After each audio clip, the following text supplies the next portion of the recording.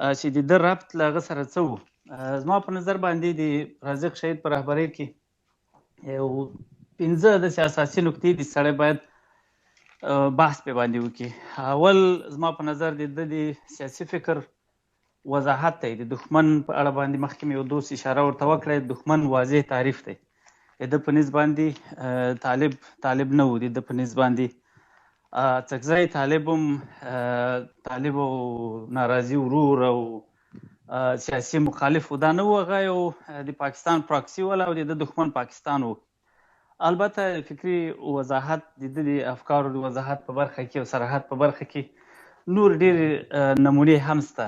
د مثلا د مقاومت له ډلې سره د مقاومت په اوله دوره کې ډېر نږدې پاتې شوی او نږدې روابط او ښه روابط یې ورسره ساتل.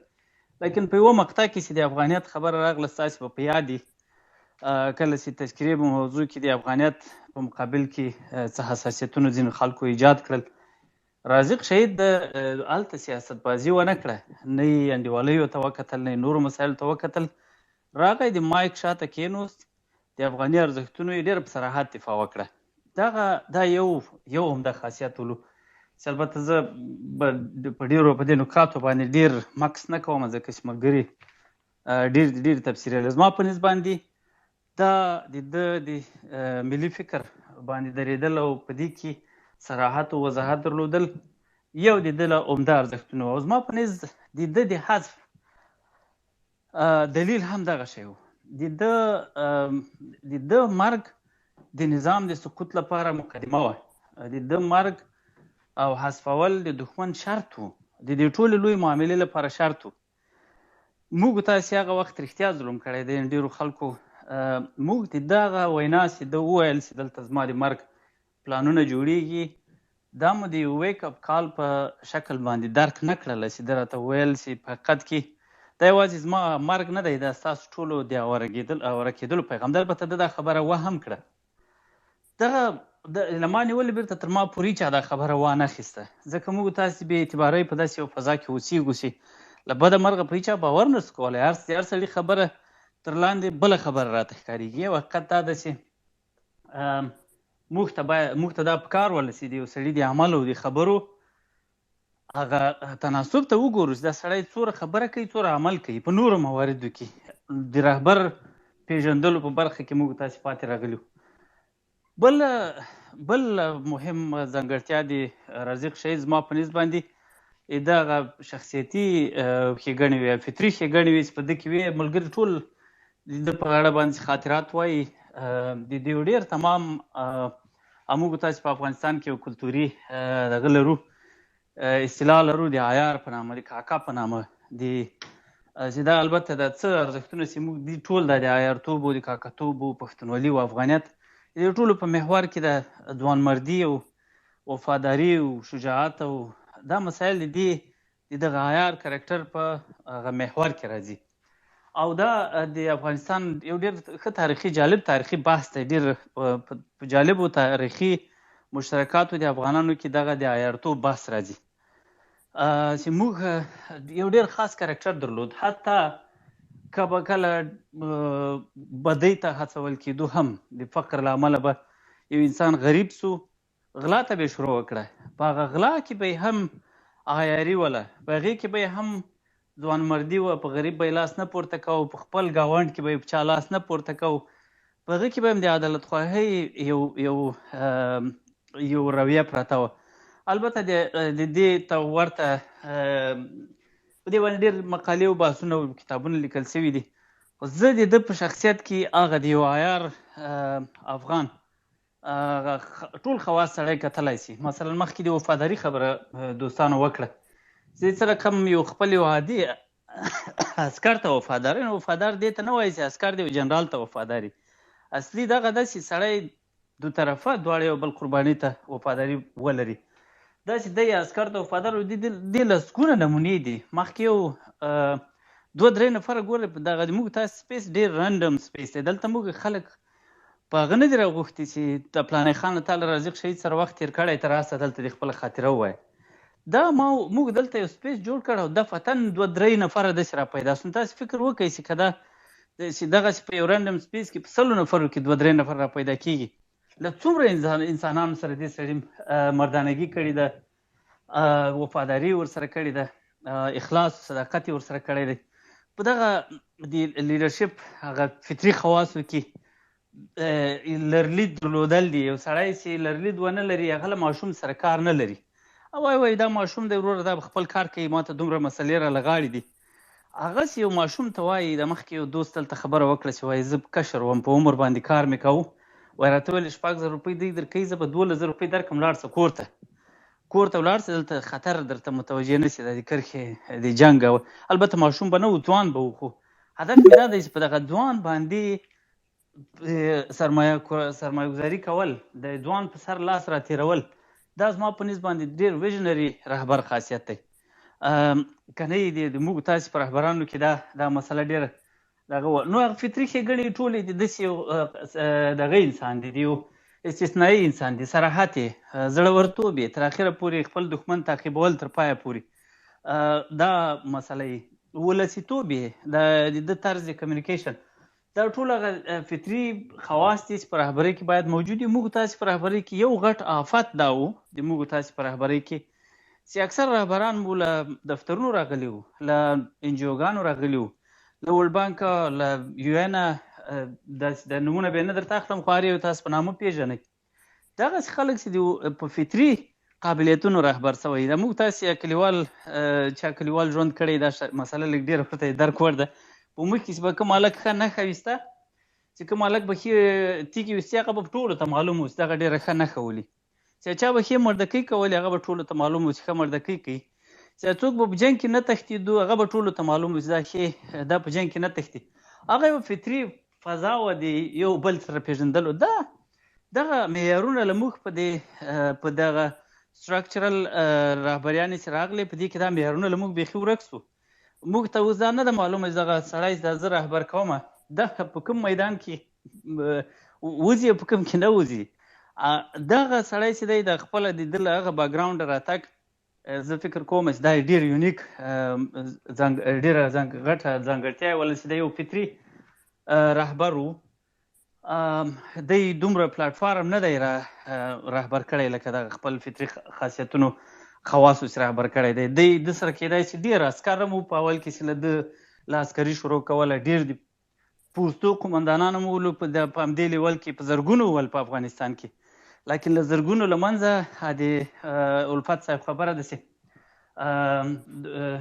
څنګه دغه شعر یې راڅخه هېر شو، خو پوره غر یې له غره یو دغه راوځي، یو جوهر راوځي. په هر صورت زما لپاره بل دغه ډېر عمده ځانګړتیا وه، زه یو فطري رهبر و. بله خبره د دې لیګسي ده.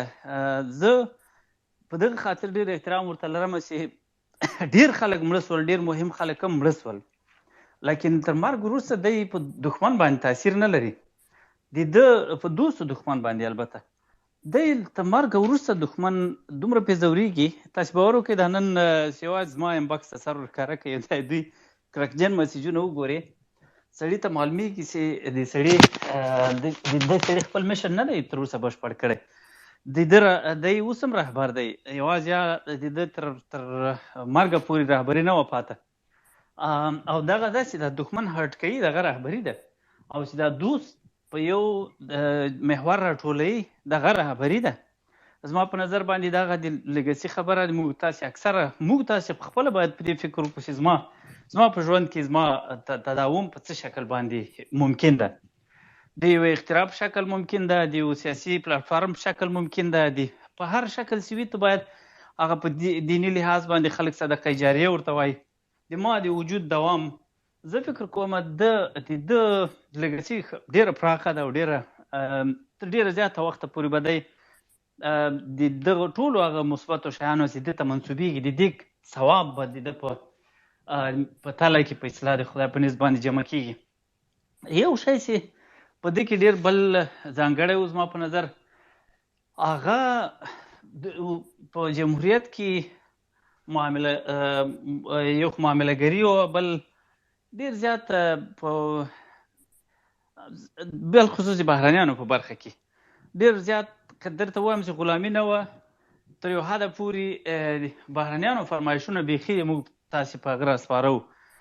موږ تاسې ټول نهایتا د افغانستان د آزادولو سرلوړي لپاره جنګېدلو. موږ نهایي هدف همدا اوسي که اوس هر څه یو ذلت تېروو، که اوس بهرنیان دلته ګرځي، که اوس دلته د افغانستان په کلو کې بد حال دی. د موږ خوب دا و چې موږ به د دوی په مټ باندې یو خپل انسټیټیوشنز را جوړ کړو، د ګاونډیانو له شره به ځان خلاص کړو، دوی له اقتصادي اتکا به ځان خلاص کړو، اولادونو ته به تعلیم ورکړو، تعلیم او د تربیې پروسه ډېره ښه روانه وه. یو تغییر به جذري راسي، اساسي به راسي.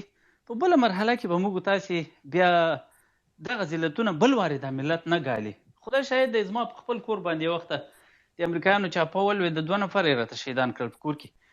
ما په دغه سهار باندې ملګرو سره دغه خبره کوله، دا اوس یې درته کوم چې موږ اوس نو زه دا نه غواړم چې دغه کیسه د دوامداره وي، دغسې د افغانانو په کورو ته رابده چاپې لویږي. او که موږ خپل نظام وننګوو، خپل سیستم وننګوو، د دې معنا دا ده چې موږ به تر ابده دغسې دغه حالت به مې دغه ترهګرۍ دورې به راباندې راځي. او متاسفانه دا نن دغه د په اثبات رسېدلې دا خبره، او خدای پاک دې نور دوام نه ورکوي. لیکن حالاتو تحلیل خو همدا یوه خبره کوي چې وروره دا وطن بیا پایمال دی. دا اوس د ټولو هیوادونو ډرونونه د موږ په اسمان کې ګرځي، هر څوک کولی شي د افغانستان هره څنډه بمبار کړي او هېڅوک د چا د پوښتنې حق نه لري. دغسې یو حالت دی چې متاسفانه موږ د قوي افغانستان په درلودلو دې مخه نیوی شوی. لیکن دغه یو ټالرنس موږ د بهرنیانو په برخه کې ایجاد کړی و، ډېر وخت منفي هم و او ډېر وخت یې د موږ د خلاقیت مخ هم نیولې وه، ډېر وخت یې د موږ د اصلي مشکل د حل مخ هم نیولې وه. رازق شهید چې دا ډېر د بشر د حقونو کیسې او دا کیسې پسې را شروع سوې. یو علت یې د ازادوالی و، د دغه پردو معیارونو ته تن نه ورکولو. د خپل کلي مشکل پیژاند، د خپل کلي غلې پیژاند، د خپل کلي دروی او درغلې پیژاند، له هغه سره یې د خپل ضرورت مطابق رویه کوله. تر دې چې دی یو وار چاته زنګ ووایي چې ورته دا ما پسې خو د بشر د حقونو د بل راپور نه راځي، دلته یو پاکستانی مې له مین سره ګیر کړی دی او ده ته زه سزا ورکوم. دغه زما په نظر بل عمده خاصیت او ډېر علم یې داسې دلته ملګري په دغه مسایلو کې شاهدیانې ورکړي، په اصطلاح خپل خاطرات به ووایي. زه خپله د داسې ملګرو څخه مې اورېدلي دي د په اړه، البته د په ژوند مې د د بېباکي اورېدلي و چې د بهرنیانو په اړه باندې څه رقم بېباکي کوله او دوی ته به وخت نه وخته درېده، به ورته ویل به چې دا خبره داسې نه کیږي، دا تاسې وایاستئ. او متاسفانه دا رویه کمه وه د موږ تاسې په خلکو کې، یا خو دا د پیسو سپۍ تمه وله، بهرنیانو سره پیسې وې، دوی سره پروژې وې، دوی سره نور امکانات و. نو د افغانانو خلاقیت یې په ملکي ادارو کې لا فلج کړی و. او دغه د د کامیابي علت هم زه فکر کوم تر ډېره حده پورې دا ولو چې دی دته خپله ستونزه او خپل حل ورته مطرح و، تر دې چې له بل چا فرمایش واخلي. موږ یې زه فکر کوم چې په ژوند هم ډېر حق خوړلی دی د ده، او د ده د حق خوړل کېدلو سزا هم موږ بیرته لیدلې ده. موږ ته هغه یو ویک اپ کال راکړ، یو غږ یې راباندې وکړ په ټولو باندې، او په دغه حالت باندې خبر کړو. او دغه د ده چې یعنې په هغه اکثره موږ تاسې په لفظانو په داسې خلکو چې ښه لغتونه راته وایي ډېر پسې خطاوت یو. که یو څوک دی ډېر لغت پران نه و، ده په هغه لغت پرانۍ او په سیاسي ډېرو سوفیسټیکیټډ ادبیاتو موږ ته دا خبره ونه کړه، په پښتو ساده پښتو ژبه یې راته وویل چې دغسې یوه کیسه روانه ده. موږ جدي وانخیسته خبره، نه تنها دا جدي مو وانخیسته، زه خپله په دې کې ځان قاصر بولم، یو د دغسې کسانو څخه چې تر یو ځایه مې دغه غږ غبرګوی سوی، لیکن موږ په سیاست او په سیاستبازیو کې ورک وو او دا مسؤلیت مې نه دی ادا کړی، په دې باندې ځان مجرم راته ښکارېږي. موږ ټولو د ده په حق کې دا ظلم کړی دی. البته داسې د ده کریر دوام لري، د میشن دوام لري، د ده میراث موږ تاسو ته راپاته دی، د ارمانونه موږ تاسو ته راپاته دي. اوس هم فرصت لرو چې دغه غفلت جبران کو. د جبران لاره یې دا ده چې موږ تاسې اوس هم لکه څنګه چې د دښمن تعریفوو هغه دښمن هغسې وپېژنو. موږ تاسې د ده ټبر ته د ده په کاروان کې څه خلک روان وو، د دې ټولو ټبرونو ته ژمنتیا ولرو موږ تاسې دغو مظلومو سرتیرو کورنیو تاسې له ده سره امریکا به وو او نن بده ورځ پرې تېرېږي چې نور هېڅ نسو کولی د هغو غږ ورسوو د هغو د مظلومیتونو کیسه تر خلکو پورې وکړو رازق شهید ظالم نه و رازق شهید مظلوم و او د دې مظلومیت لپاره د شواهدو د اسنادو ضرورت نشته ټوله دنیا ټول عالم یې په مظلومیت باندې شاهدي ورکوي او دغه نننی وضعیت د د ټبر د دغه مظلومیت شاهدي ورکوي بخښنه غواړم خدای دې وکړي خبرې مې اوږدې شوې نه وي در باندې ډېره مننه قرار صاحب خوشحاله اوسئ یوه نړۍ مننه دی احمد صاحب زه یوه خبره غواړم دلته وکړم البته